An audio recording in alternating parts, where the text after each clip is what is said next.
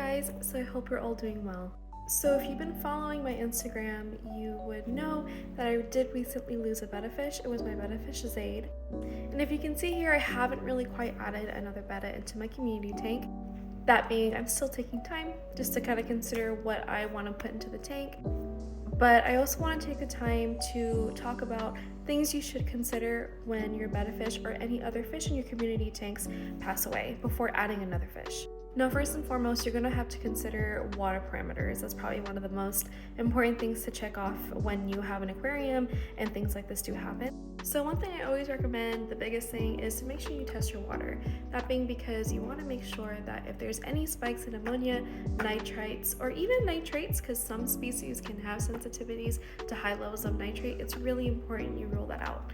Another thing I always consider, did I add anything new to the tank? So for example, in this case, did any of the new livestock that you add in your tank carry something that could have been contagious, that being parasites or even some type of bacterial or fungal infection? Now, for the most part, when I was kind of looking at all the livestock in my tank, everyone's pretty healthy, so that was something I was able to rule out.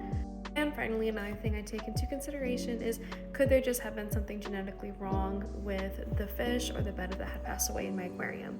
Now, the unfortunate case for Zaid, he did have a tumor around his gill, and it was in too sensitive an area that I couldn't even consider removing it. So when I did see it, I did let it take its course, and unfortunately he did pass away from that.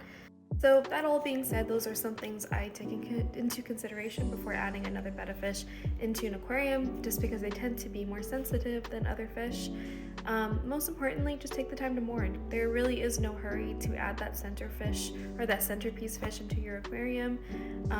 It's completely valid to even want to consider another species. That's something I am considering. I don't really know exactly what I want to add into my aquarium tank now that Zaid has passed away.